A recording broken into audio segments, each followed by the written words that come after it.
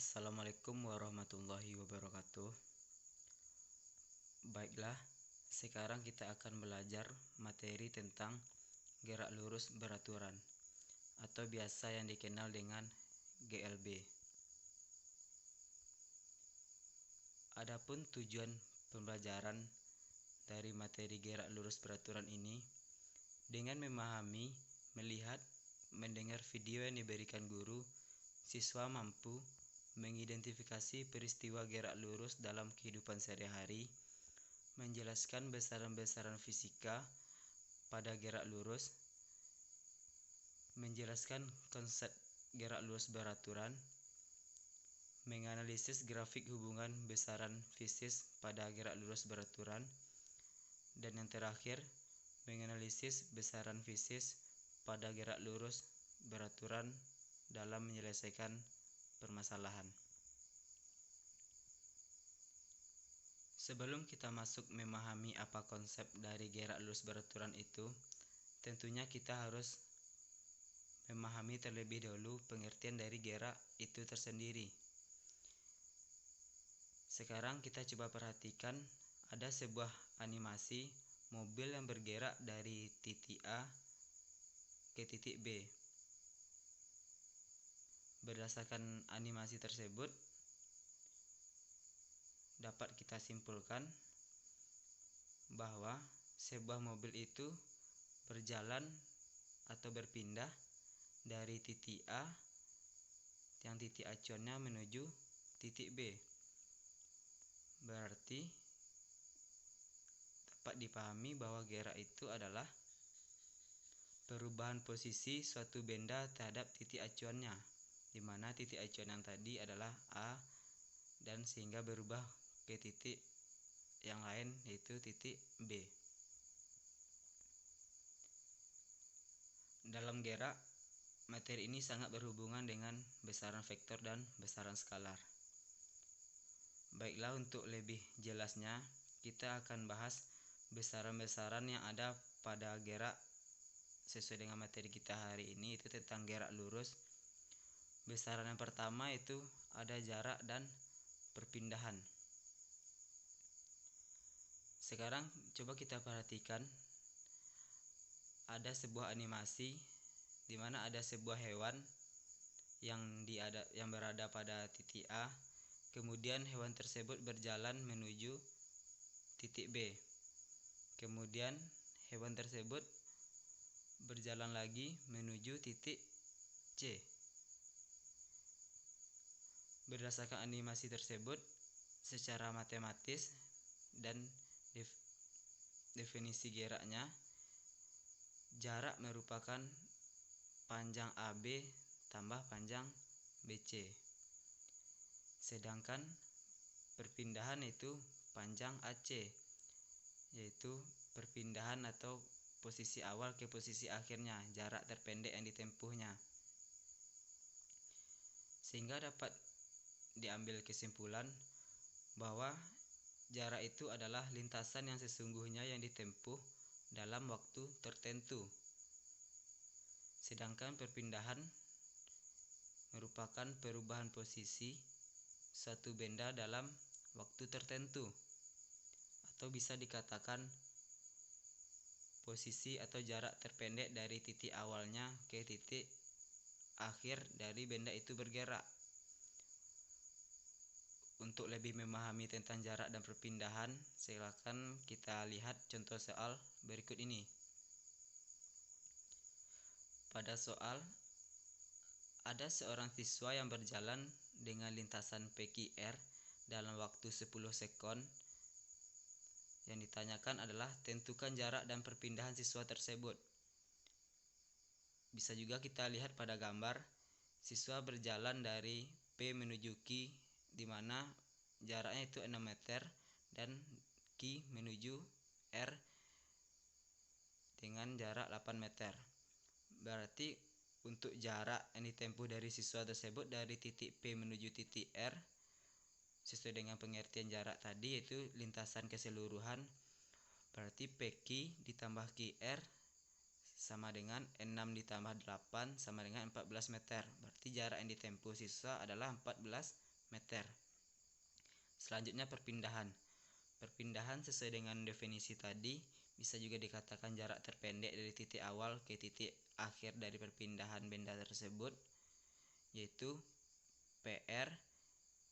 Di situ kita bisa menggunakan rumus Pythagoras, yaitu kuadrat sisi miring sama dengan jumlah kuadrat sisi lainnya, di mana sisi lainnya itu ada PQ dan QR. Lalu kita kuadratkan sehingga mendapatkan hasil akar 100 sama dengan 10 meter. Adapun besaran yang lainnya adalah kelajuan dan kecepatan. Kebanyakan orang mengatakan bahwa kelajuan dan kecepatan itu sama, padahal kelajuan dan kecepatan itu berbeda. Kelajuan itu merupakan besaran skalar dan kecepatan merupakan besaran vektor. Besaran skalar hanya memiliki nilai saja, sedangkan besaran vektor merupakan besaran yang memiliki nilai dan arah. Kita sama-sama mengetahui bahwa benda yang bergerak tidak selalu memiliki kelajuan ataupun kecepatan yang sama. Kita misalkan saja ada sebuah mobil. Pada saat jalan mendatar, mobil itu bergerak dengan kecepatan 80 meter per sekon. Lalu ada tanjakan, maka mobil itu akan bergerak dengan kecepatan yang menurun, seperti dia lebih pelan karena dia ada tanjakan 40 meter per sekon. Maka di situ kita bisa menyatakan bahwa kecepatan benda bergerak itu tidak selalu sama. Dengan itulah muncul kelajuan dan kecepatan rata-rata. Kelajuan rata-rata didefinisikan sebagai hasil bagi jarak total yang ditempuh dengan waktu tempuhnya. Secara matematis, V sama dengan S dibagi T. V itu merupakan kelajuan, S itu merupakan jarak total, sedangkan T merupakan waktu tempuhnya.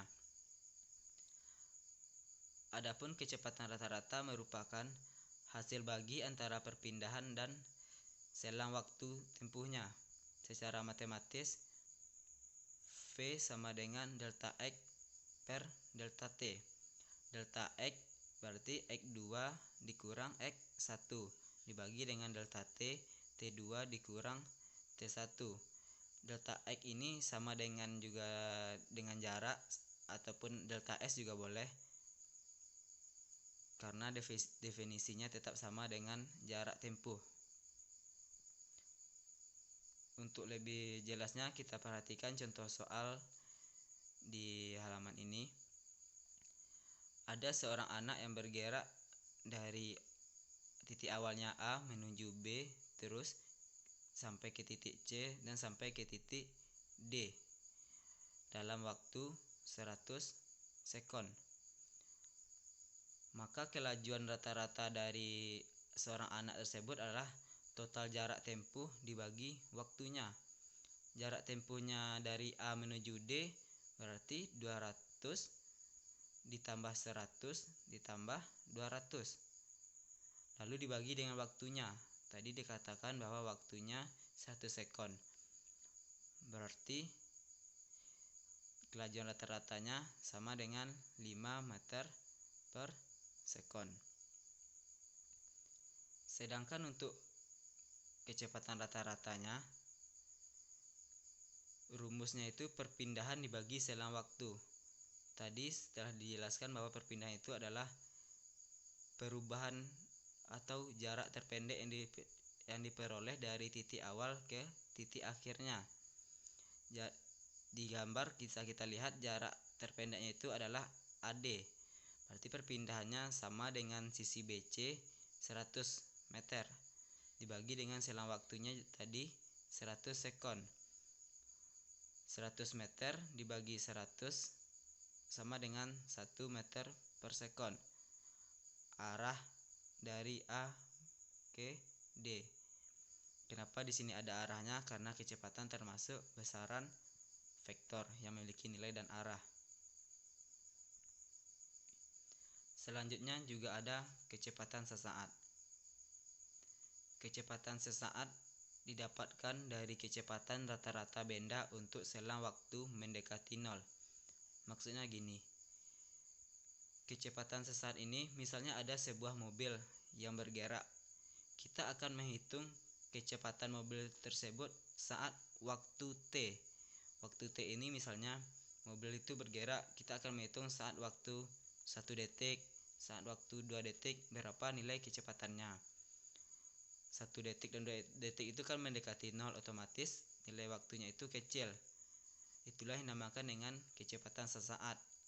Kecepatan mobil saat atau kecepatan benda sesaat waktu yang telah ditentukan.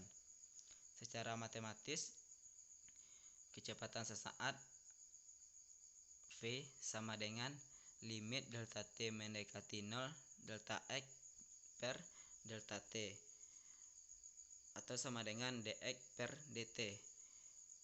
Ini merupakan turunan dari suatu fungsi X. Intinya, pada kecepatan sesaat ini, jika ada sebuah soal dari suatu fungsi posisi atau satu fungsi, maka kita harus menurunkan fungsi tersebut. Barulah kita mencari nilai kecepatan saat T-nya. Sedikit dibahas konsep turunan di sini. Jika ada fungsi A dikali X pangkat N, maka turunannya adalah pangkatnya dikali dengan A dan pangkat yang di atas dikurang 1, sehingga menjadi N dikali A dikali X pangkat N kurang 1. Untuk lebih jelasnya, kita lihat contoh soal tentang kecepatan sesaat ini. Sebuah benda bergerak lurus dengan persamaan X sama dengan T pangkat 3 tambah 2T kuadrat tambah 3. Inilah yang dinamakan dengan fungsi yang tadi, dengan X dalam meter dan T dalam sekon. Tentukan kecepatan rata-rata benda di selang waktu T sama dengan 1 dan T sama dengan 2 sekon. Yang ke B, kecepatan sesaat benda saat T sama dengan 2 sekon. Baiklah, untuk yang A, kecepatan rata-rata benda dari selang waktu T1 dan T2. Kecepatan rata-rata rumusnya itu V sama dengan delta X per delta T. Delta X itu X2 dikurang X1 dan T2 dikurang T1.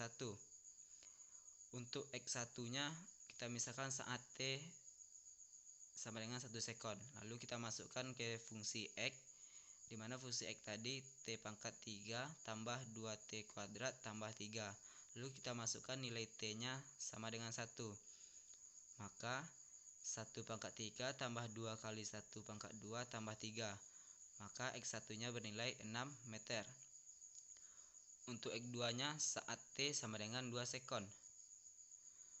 Kita masukkan T sama dengan 2 sekon ke dalam fungsi X. Maka hasilnya yaitu 2 pangkat 3 tambah 2 kali 2 pangkat 2 tambah 3. Maka didapatkan hasil X2 nya itu 19 meter.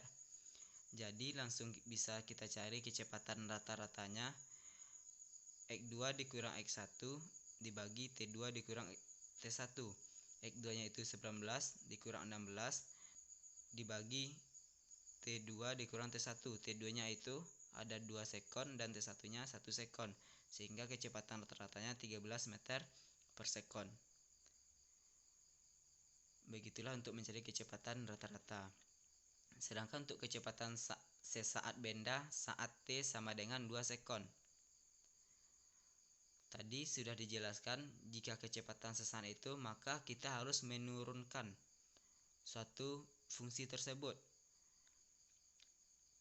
atau V sama dengan dx per dt. Maka fungsi X yang X sama dengan T pangkat 3 tambah 2T kuadrat ditambah 3, itulah yang akan kita turunkan terlebih dahulu. Maka V sama dengan 3T pangkat 3 kurang 1 tambah 2 kali 2T 2 kurang 1 tambah 0. Kenapa di sini 0? Karena D3 tersebut merupakan konstanta dan tidak ada variabelnya, sehingga jika diturunkan hasilnya 0. Lalu setelah kita turunkan didapatkan 3T kuadrat tambah 4T. Barulah kita masukkan saat T-nya bernilai 2 sekon. Maka 3 kali 2 pangkat 2 tambah 4 kali 2 didapatkan kecepatan sesaknya 20 meter per sekon. Selanjutnya itu ada percepatan. Percepatan ini juga ada percepatan rata-rata, yaitu perubahan kecepatan per satuan waktu, di mana secara matematis percepatan itu dinamakan dengan A kecil sama dengan delta V per delta T. Selanjutnya juga ada percepatan sesaat, yaitu perubahan kecepatan pada satu saat tertentu, yang secara matematis A sama dengan limit delta T mendekati 0 delta V per delta T. Cara mencarinya sama dengan rumus kecepatan, cara mencari kecepatan sesaat dan kecepatan rata-rata pada yang telah dijelaskan sebelumnya. Selanjutnya setelah kita membahas besaran-besaran yang ada pada gerak lurus, barulah kita masuk ke gerak lurus beraturan. Gerak lurus beraturan itu merupakan gerak benda pada lintasan lurus dengan kecepatan tetap. Jika dilihat dari pengertiannya, benda tersebut bergerak dengan lintasan yang lurus dengan kecepatan yang tetap. Tetap berarti kecepatannya tidak berubah. Misalnya benda bergerak dengan kecepatan 2 sekon. Di saat sampai di ujung atau di saat waktu tertentu, kecepatan benda tetap 2 sekon. Itulah yang dinamakan yang kecepatan tetap. Contohnya kereta api yang bergerak pada lintasan relnya yang lurus dengan kecepatan tetap, ataupun mobil yang bergerak di jalan dengan kecepatan tetap. Secara matematis, gerak lurus beraturan ini dapat kita cari dengan V sama dengan S dibagi T, atau S sama dengan V kali T, di mana V itu kecepatan, S sama dengan perpindahan, dan T merupakan waktu. Nah, selanjutnya grafik pada gerak lurus beraturan. Grafik ini kita akan melihat hubungan antara jarak, kelajuan, kecepatan dengan selang waktunya. Di sini ada sebuah animasi, sebuah mobil yang bergerak, dan di bawahnya ada sebuah grafik. Grafik yang pertama itu adalah grafik satu posisi terhadap waktunya, posisi jarak terhadap waktunya.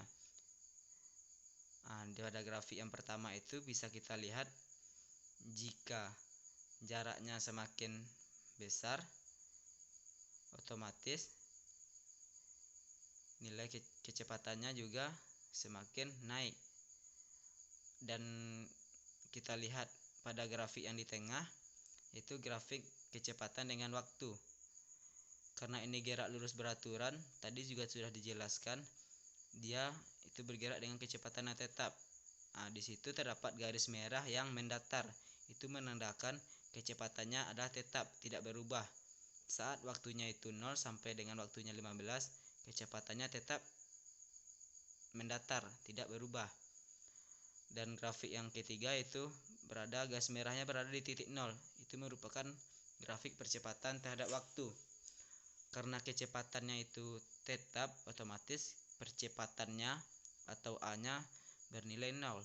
Jika kecepatannya itu berubah-ubah dari waktu ke waktu, maka nilai percepatannya tidak juga akan berubah. Tetapi jika kecepatannya itu tetap, maka nilai percepatannya juga tetap. Mungkin sekian untuk materi tentang gerak lurus, yaitu pada gerak lurus beraturan. Saya ucapkan terima kasih.